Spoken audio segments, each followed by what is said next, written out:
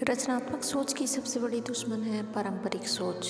जो भी व्यक्ति रचनात्मक तरीके से सफल होना सीखना चाहता है उसे इस बारे में सावधान रहना चाहिए। पारंपरिक सोच आपके दिमाग पर बर्फ की तहत जमा देती है, आपकी प्रगति को रोक देती है, आपकी रचनात्मक शक्ति को विकसित नहीं होने देती।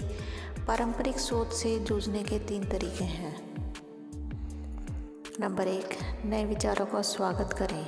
इन विचार शत्रुओं को नष्ट करें। यह काम नहीं करेगा, इसे किया ही नहीं जा सकता, यह बेकार है और यह मूर्खतापूर्ण है। मेरे एक सफल दोस्त एक बीमा कंपनी में अच्छे पद पर है। उसने मुझसे कहा, मैं इस बात का दावा नहीं करता कि मैं इस बिज़नेस में सबसे स्मार्ट आदमी हूँ, परंतु मुझे लगता है कि मैं बीमा उद्योग में सबसे अच्छा स्पंज हूँ। मैं सारे अच्छे विचारों को सोख लेता हूँ। नंबर 2, प्रयोगशील व्यक्ति बने। बंधे बंधाए रूटीन को तोड़ें। नए रेस्तरां में जाएं, नई पुस्तकें पढ़ें, नए थिएटर में जाएं, नए दोस्त बनाएं। किसी दिन अलग रास्ते से काम पर जाएं। इस साल अलग ढंग से छुट्टियां मनाएं। इस सप्ताह के अंत में कुछ नया और अलग करें। अगर आप डिस्ट्रीब्यूशंस का काम करते हैं तो प्रोडक्शन, अकाउंटिंग, फाइनेंस और बिजनेस के दूसरे पहलुओं को सीखने में रुचि लें। इससे आपकी सोच व्यापक होगी और आप ज़्यादा जिम्मेदारी उठाने के काबिल बन सकेंगे। नंबर 3, प्रगतिशील बने, प्रगति विरोधी ना बने। ऐसा ना कहें, मैं जहाँ नौकरी करता था वहाँ यह काम इस तरीके से होता था, इसीलिए हमें यहाँ भी इसे उसी तरीके से करना चाहिए। बल्कि यह कहें, जहाँ मैं नौकरी करता था वहाँ पर यह काम इस तरीके से होता था, इसे बेहतर तरीके से किस तरह किया जा सकता है। पीछे ले जाने वाली बातें ना सोचें, प्रगति का विरोध ना करें, आगे ले जाने वाली बातें सोचें। प्रगतिशील तरीके से सोचें। सिर्फ इसीलिए कि बचपन में आप सुबह पेपर बांटने या गाय का दूध निकालने के लिए 5:30 बजे उठ जाते थे, आप अपने बच्चों से ऐसा करने की उम्मीद नहीं रख सकते। कल्पना कीजिए क्या होगा अगर आप मोटर फोर्ड कंपनी का मैनेजमेंट यह सोच ले, इस साल हमने ऑटोमोबाइल के इतिहास में सर्वोत्कृष्ट और सर्वश्रेष्ठ कार बना ली है। इससे आगे सुधार हो पाना संभव नहीं है। इसीलिए सभी इंजीनियरिंग प्रयोग और डिजाइनिंग के प्रयोग अब हमेशा के लिए बंद किए जाते हैं। फोर्ड कॉरपोरेशन जैसी दिग्गज कंपनी भी इस तरीके का रवैया अपनाकर अपना बिजनेस चौपट कर लेगी। सफल बिजनेस कंपनियों की तरह ही सफल लोग भी खुद से ये सवाल पूछते हैं, मैं किस तरह अपने प्रदर्शन की क्वालिटी सुधार सकता हूँ, मैं किस तरह इस काम को बेहतर कर सकता हूँ। मिसाइल बनाने से लेकर बच्चे पालने तक के सभी मानवीय कामों में पूर्णता संभव नहीं है। इसका मतलब यह है कि हर काम में सुधार की गुंजाइश हमेशा रहती है। सफल लोग इस बात को जानते हैं और वे हमेशा बेहतर तरीके खोजते रहते हैं। नोट, सफल व्यक्ति यह नहीं पूछता क्या इसे बेहतर तरीके से किया जा सकता है, वह जानता है कि यह संभव है, इसीलिए वह यह सवाल पूछता है, इसे बेहतर तरीके से कैसे किया जा सकता है। कुछ महीने पहले मेरी एक भूतपूर्व छात्रा ने बिजनेस में उतरने के 4 साल के भीतर ही अपना चौथा हार्डवेयर स्टोर खोल लिया। यह बहुत बड़ी बात थी। मैं जानता था कि उस महिला ने केवल $3500 की छोटी सी पूंजी से बिजनेस शुरू किया था। उसे दूसरे प्रतियोगियों की ज़बरदस्त प्रतियोगिता का सामना करना पड़ रहा था और उसे बिजनेस में उतरे हुए अभी ज़्यादा समय भी नहीं हुआ था। स्टोर खुलने के कुछ समय बाद ही उसे बधाई देने के लिए मैं उसके स्टोर में गया। मैंने उससे बातों बातों में पूछा कि जब बाकी के व्यापारी एक स्टोर तक ठीक से नहीं चला पा रहे हैं तो वह किस तरह 3 स्टोर्स सफलतापूर्वक चला रही है और उसने चौथा स्टोर भी शुरू कर दिया है। स्वाभाविक है, उसने जवाब दिया, मैं इसके लिए मेहनत करती हूँ, परंतु जल्दी उठने और देर तक मेहनत करने के कारण ही मैं 4 स्टोर्स खोलने में सफल नहीं हुई हूँ। मेरे बिजनेस में ज़्यादातर लोग कड़ी मेहनत करते हैं। मैं अपनी सफलता के लिए जिस बात को सबसे ज़्यादा श्रेय देना चाहूँगी वह है मेरा बनाया हुआ साप्ताहिक सुधार कार्यक्रम। साप्ताहिक सुधार कार्यक्रम, यह वाक्य सुनने में अच्छा लगता है, परंतु यह साप्ताहिक सुधार कार्यक्रम क्या है, मैंने पूछा। इसमें कोई बड़ी बात नहीं है, उसने कहा। यह सिर्फ एक योजना है जिसमें हर हफ्ते अपने प्रदर्शन को सुधारने के तरीकों पर मैं विचार करती हूँ। भविष्य में ज़्यादा सफल होने के लिए मैंने अपने काम को 4 भागों में बांट लिया है: ग्राहक, कर्मचारी, माल और प्रमोशन। पूरे सप्ताह मैं नोट्स बनाती हूँ और अपने दिमाग में आने वाले हर उस विचार को लिख लेती हूँ कि मैं किस तरह अपने बिजनेस को सुधार सकती हूँ। फिर हर सोमवार को मैं सुबह 4 घंटे अपने लिखे विचारों को पढ़ती हूँ और यह तय करती हूँ कि किन विचारों का प्रयोग मैं अपने बिजनेस में कर सकती हूँ। इन 4 घंटों के समय में मैं अपने काम का कड़ा मूल्यांकन करती हूँ। मैं सिर्फ इतना ही नहीं चाहती कि मेरे स्टोर में ज़्यादा ग्राहक आएँ, इससे बजाय मैं खुद से पूछती हूँ ज़्यादा ग्राहकों को आकर्षित करने के लिए मैं और क्या कर सकती हूँ। मैं किस तरह नियमित वफादार ग्राहकों को बढ़ा सकती हूँ।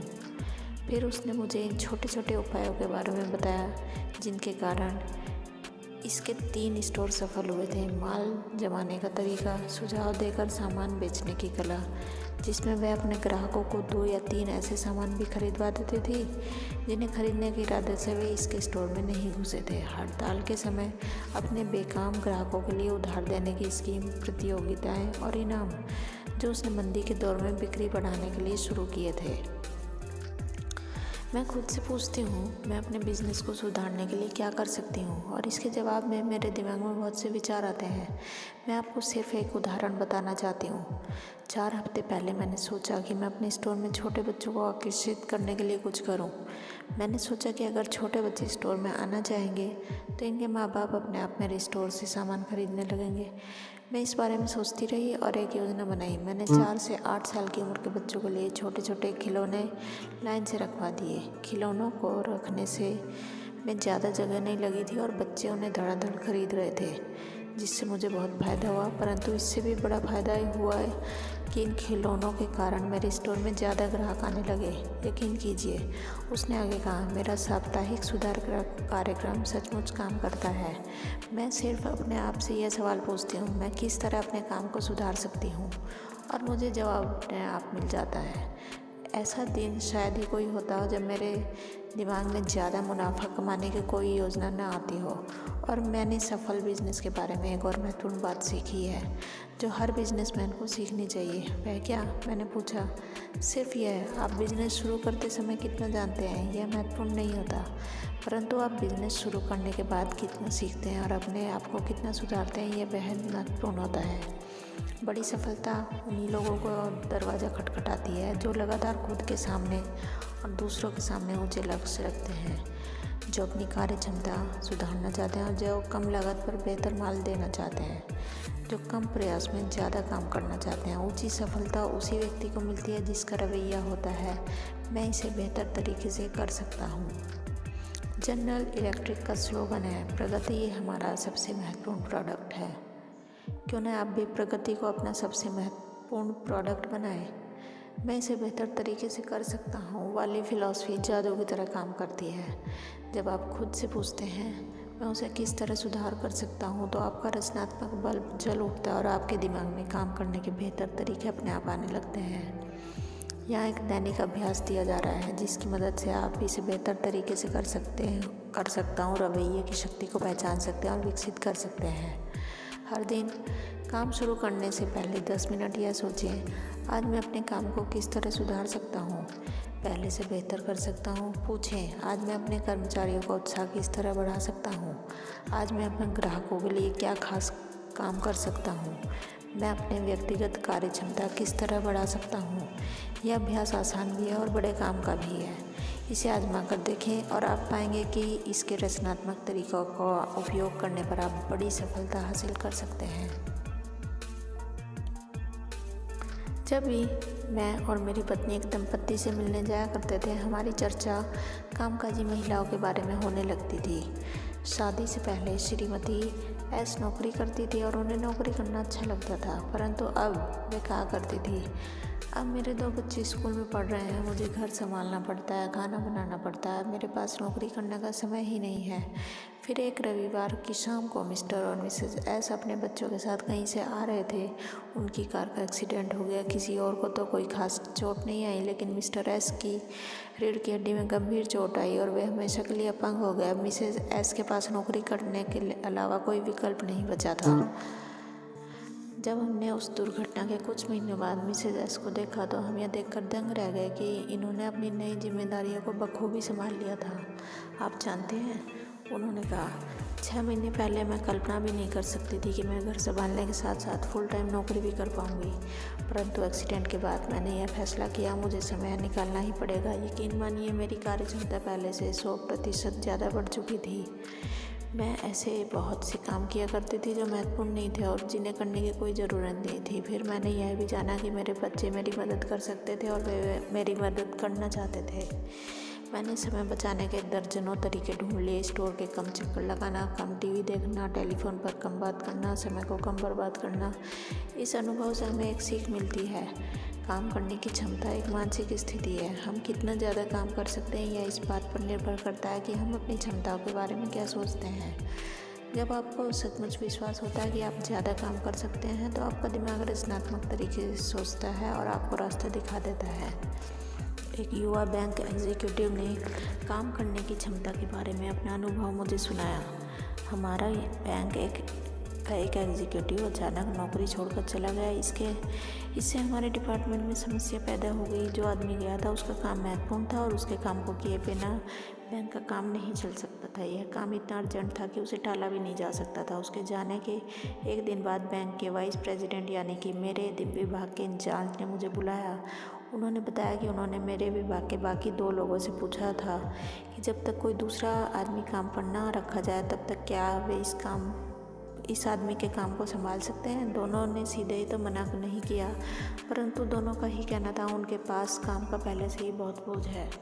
इतना काम है कि उन्हें सिर उठाने तक की फुर्सत नहीं मिलती। मैं सोच रहा था कि क्या आप कुछ समय के लिए ये अतिरिक्त काम कर लेंगे। मेरी पूरी नौकरी में मैंने यह सीखा है कि जो भी चीज़ अवसर की तरह दिखे इसे ठुकराना नहीं चाहिए। इसलिए मैं तत्काल राज़ी हो गया और मैंने वादा किया कि मैं अपना काम तो करूँगा ही, दूसरे आदमी का काम भी संभाल लूँगा। वाइस प्रेसिडेंट यह सुनकर खुश हो गया। मैं अपने ऑफिस से बाहर निकलते समय सोच रहा था कि मैंने अपने ऊपर कितनी बड़ी जिम्मेदारी ले ली है। मैं अपने विभाग के बाकी 2 लोगों की तरह बहुत व्यस्त था, परंतु मैंने उनकी तरह अतिरिक्त काम से जी नहीं चुराया था। मेरा दृढ़ निश्चय था, मैंने दोनों काम एक साथ करने का कोई ना कोई रास्ता ढूंढ ही निकालूंगा, यह सोचा। मैंने उस दोपहर अपना काम खत्म किया और जब ऑफिस बंद हो गया तो मैंने बैठकर विचार किया कि किस तरह मैं अपनी कार्यक्षमता बढ़ा सकता हूँ। मैंने एक पेंसिल ली और अपने हर विचार को लिखना शुरू कर दिया। और आप जानते हैं, मेरे दिमाग में बहुत से अच्छे विचार आने लगे, जैसे अपनी सेक्रेटरी से ये कहना कि वह मेरे लिए आने वाले सामान्य टेलीफोन कॉल हर दिन एक निश्चित समय ही मुझे ट्रांसफ़र किया करे। वह किसी निश्चित समय ही बाहर जाने वाले टेलीफोन कॉल लगाया करे।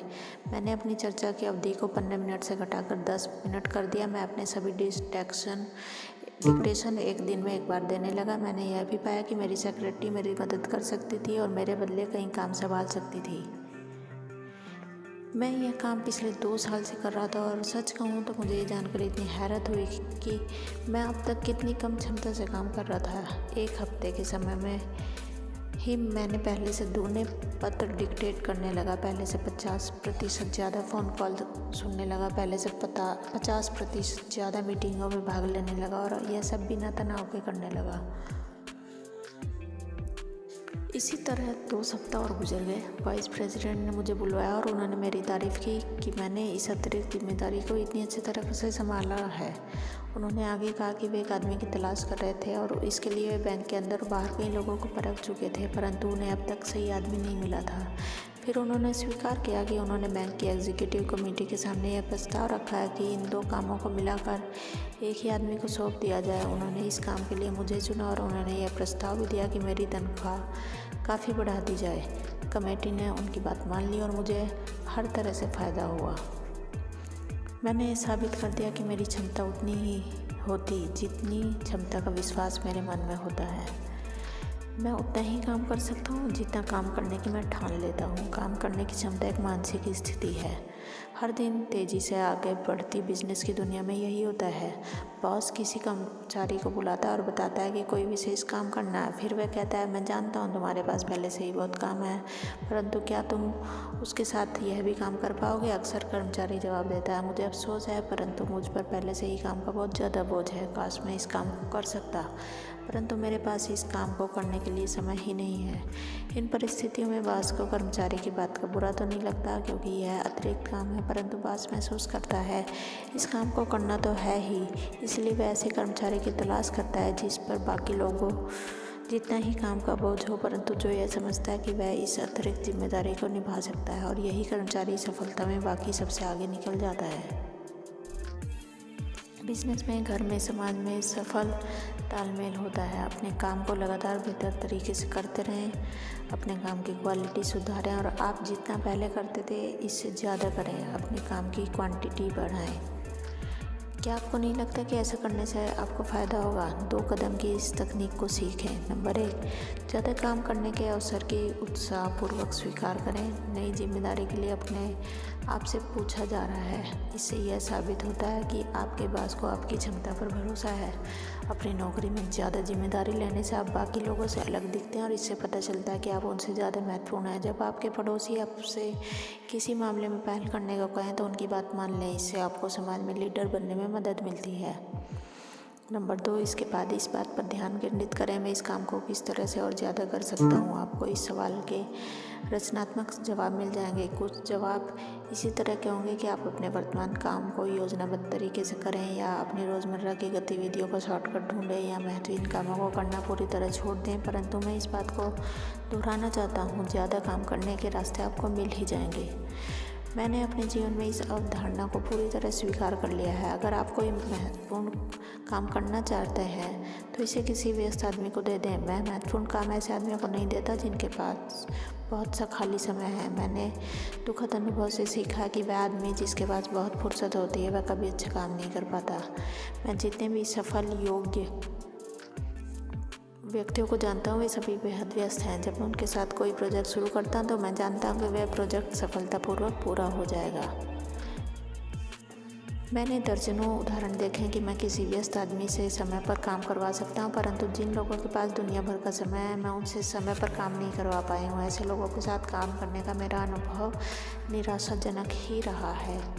प्रगतिशील बिजनेस मैनेजमेंट लगातार पूछता है हम किस तरह अपने आउटपुट को, अपने उत्पादन को बढ़ा सकते हैं। आप खुद से क्यों नहीं पूछते मैं किस तरह अपने आउटपुट को, अपने उत्पादन को बढ़ा सकता हूँ? आपका दिमाग अपने पास ऐसे रचनात्मक उपाय बता देगा कि ऐसा किस तरह किया जा सकता है। इस वीडियो में इतना ही। इससे आगे का सुनने के लिए आप हमारे वीडियो का नेक्स्ट पार्ट 5C सुने। धन्यवाद। हमारे सभी व्यूवर्स और सब्सक्राइबर्स का बहुत बहुत धन्यवाद।